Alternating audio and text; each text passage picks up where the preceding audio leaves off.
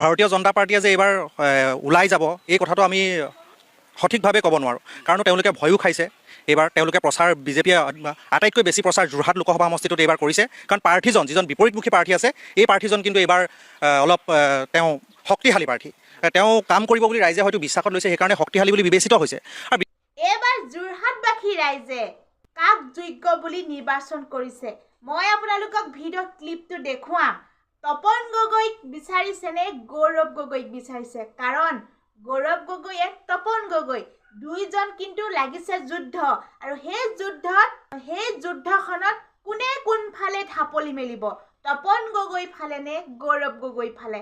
আৰু আপোনালোকক যোৰহাটবাসী ৰাইজক নিজৰ মতামত আগবঢ়াব, আৰু সেই মতামতখিনি আপোনালোকে চালেই গম পাব যে তপন গগৈ জিকিব নে গৌৰৱ গগৈ জিকিব। কোনজন প্ৰতিনিধি হোৱাটো বিচাৰিছে, কোনজন যোগ্য দলীয় নেতা হোৱাটো বিচাৰিছে, কোনজন সাংসদ হোৱাটো বিচাৰিছে, গৌৰৱ গগৈ নে তপন গগৈ?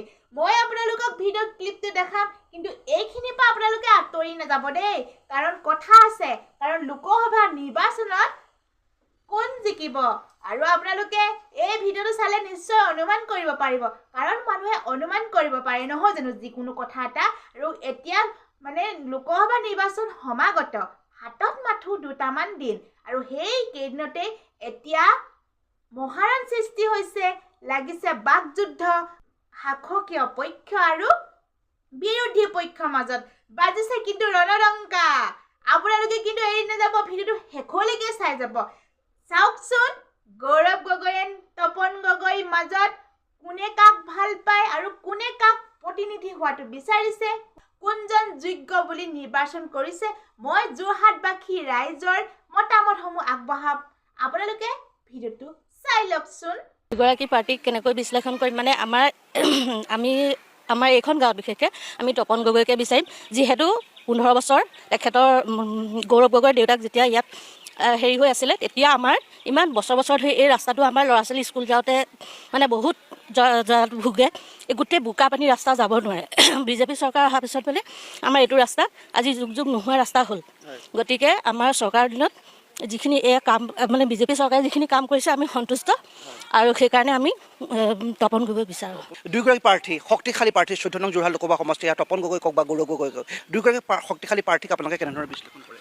চাওক, বিশ্লেষণ কৰে বুলিবলৈ ক'লে এটা কথা ক'ব লাগিব যে প্ৰাৰ্থী দুজন এইবাৰ সমকক্ষ বুলি ক'লেও আচলতে মিছা কোৱা নহ'ব। ভাৰতীয় জনতা পাৰ্টীয়ে যে এইবাৰ ওলাই যাব এই কথাটো আমি সঠিকভাৱে ক'ব নোৱাৰোঁ, কাৰণ তেওঁলোকে ভয়ো খাইছে।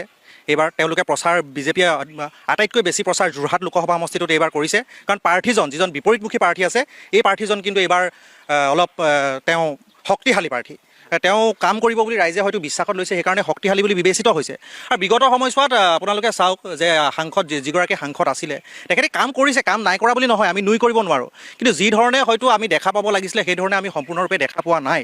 সেইবাবে হয়তো যোৰহাটবাসী ৰাইজে এইবাৰ অকণমান বিপৰীতমুখী ভাবিছে, কিন্তু যে এই কথাটো নহয় যে বিজেপি হাৰিব বা বিজেপিয়ে হেৰি নকৰিব, এই কথাটো নহয়। এই নকৰে, কিন্তু এইবাৰ সমকক্ষ ৰণ হ'ব, মহাযুদ্ধ হ'ব, এই কথাটো কিন্তু শুদ্ধ। কোনে শেষ হাই মাৰিব তাৰ বাবে অপেক্ষা কৰিব লাগিব। কোনে শেষ হাঁহি মাৰিব এই কথাটোলৈ কিন্তু অপেক্ষা কৰিব। কিন্তু এটা কথা ঠিক যে যিটো অংক এটা কৈ আছে ভাৰতীয় জনতা পাৰ্টী যে ইমান লাখৰ বিপৰীতে জিকিব, এই কথাটো কিন্তু গোকাত মিছা কথা, এই কথাটো সত্য নহয়। আপোনালোকে সময়ত চাব, কিন্তু যি জয় আছে খেলত জিকিবই, কোনোবা এজন পাৰ্টীটো জিকিব, কিন্তু লাখৰ পৰিমাণটো যিটো কৈ আছে এই লাখৰ এটা গোকাত মিছা কথা। কি ক'ব আৰু আছে সাধাৰণ ৰাইজ, কি ক'ব আচলতে কেনেধৰণে? নমস্কাৰ, মই NB নিউজক মই আন্তৰিক ধন্যবাদ জনাইছোঁ যে আপোনালোকে আমাৰ এই বৰপেটা কাঞ্চনগৰলৈ আহি আমাৰ যিটো মানে যুগুতাইছে তাৰ বাবে আমি অশেষ ধন্যবাদ জনাইছোঁ।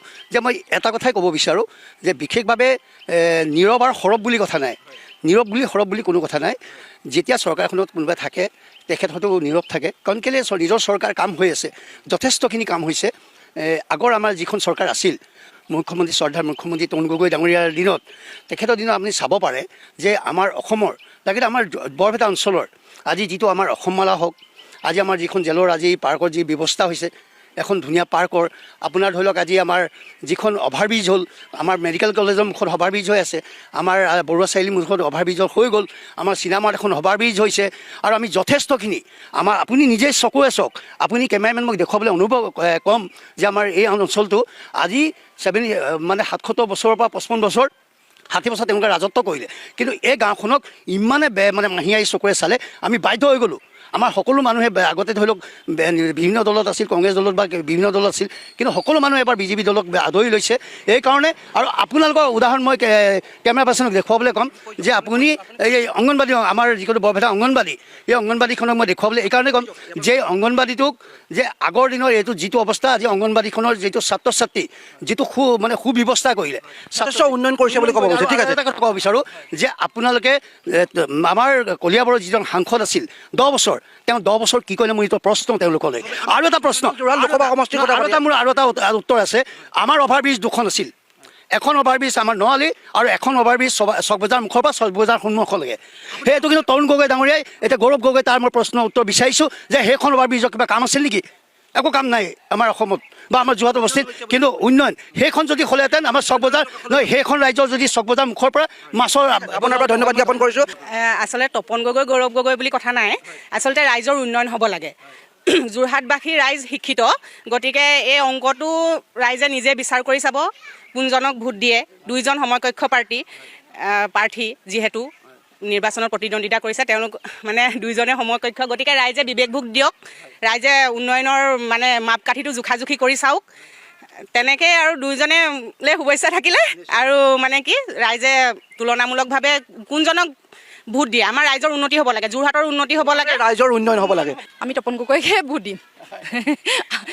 তেওঁ এতিয়া ইমান দিনে আমাৰ মানে আমাৰ বহুত কাম মানে হৈছে ইয়াত, আমাৰ যোৰহাট সমষ্টিত বহুতখিনিয়ে কাম হৈছে।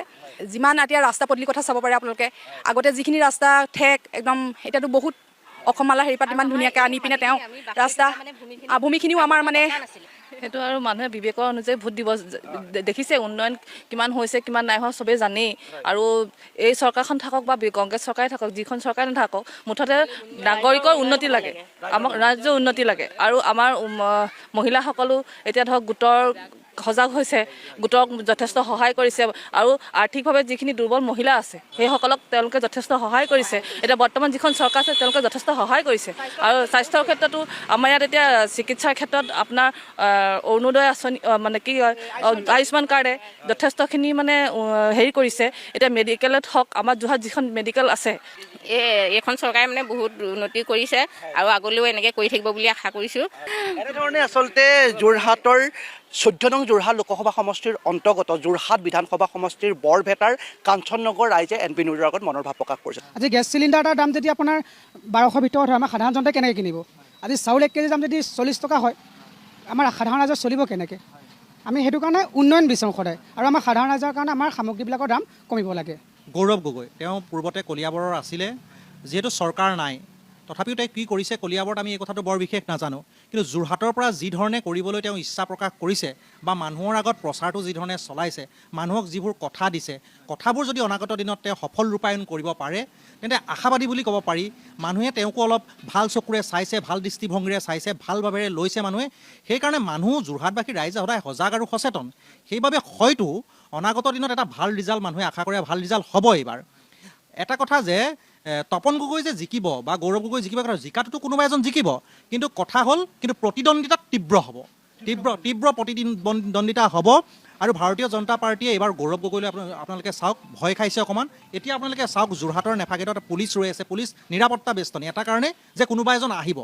নিশ্চয় চালে আৰু নিশ্চয় বুজি পালে, মই আৰু নকলেও হ'ব, কাৰণ আপোনালোকে যোৰহাটবাসী ৰাইজৰ মতামতসমূহ শুনিলেই, তেখেতসকলৰ মনৰ ভাৱখিনি প্ৰকাশ কৰিলে, আৰু আপোনালোকে বুজিও পালে, আৰু মই নকলেও হ'ব।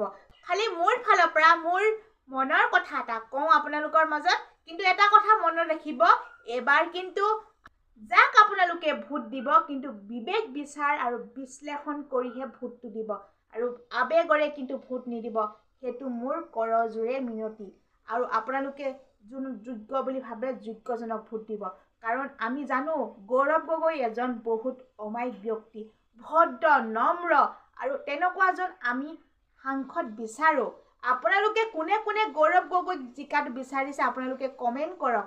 মই কিন্তু বহুত মনে প্ৰাণে বিচাৰিছোঁ গৌৰৱ গগৈ সাংসদ হোৱাটো, আৰু মই গোলাঘাট ডিষ্ট্ৰিক্টৰ, কাৰণ আমাৰ গোলাঘাট ডিষ্ট্ৰিক্টত কামাখ্যা তাছা আৰু ৰছীলা তিৰ্কে 2জন প্ৰতিদ্বন্দ্বিতা কৰিছে। মই তেখেতসকলৰ কথা ক'বলৈ নাযাওঁ, কাৰণ মই কিন্তু গৌৰৱ গগৈক বহুত ভাল পাওঁ আৰু গৌৰৱ গগৈ এজন বহুত ভাল ব্যক্তি। তেখেত এজন বহুত সাহসী আৰু তেখেত এজন অমায়িক ব্যক্তি, নম্ৰ ভদ্ৰ। কিন্তু তেখেত যদি জিকে নহয়, তেখেত জিকিলে তেখেতে আমাক কথা দিছিল যে তেখেত যদি জিকে প্ৰথমটোৱে হ'ব কা আইন বাতিল কৰাটো। তেখেতে হাতত ল'ম বুলি আমাক কথা দিছে, কা আইনখন বাতিল কৰিম বুলি, কাৰণ আমি বহুত আশাবাদী আৰু গৌৰৱ গগৈক জিকাটো মই বিচাৰোঁ।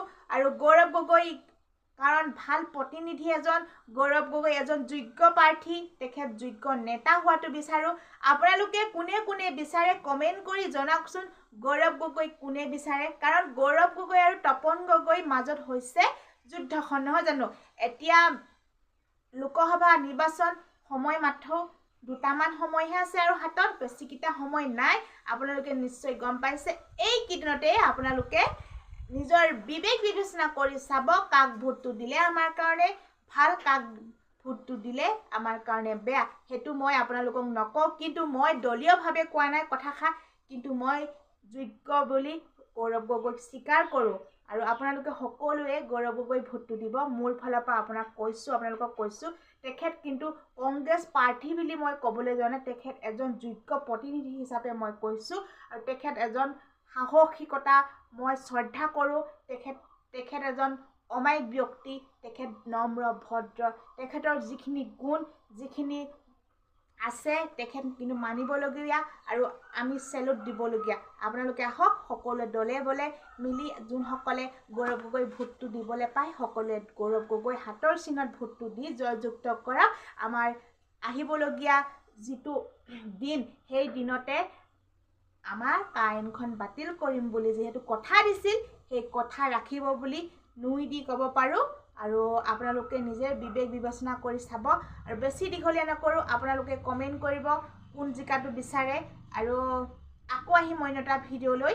আৰু ইয়াকে ক'লোঁ, নতুনকৈ যদি মোৰ চেনেলটো চাই আছে ছাবস্ক্ৰাইব কৰি থৈ যাবলৈ নাপাহৰিব। ইয়াকে ক'লোঁ, ধন্যবাদ। জয় অসম।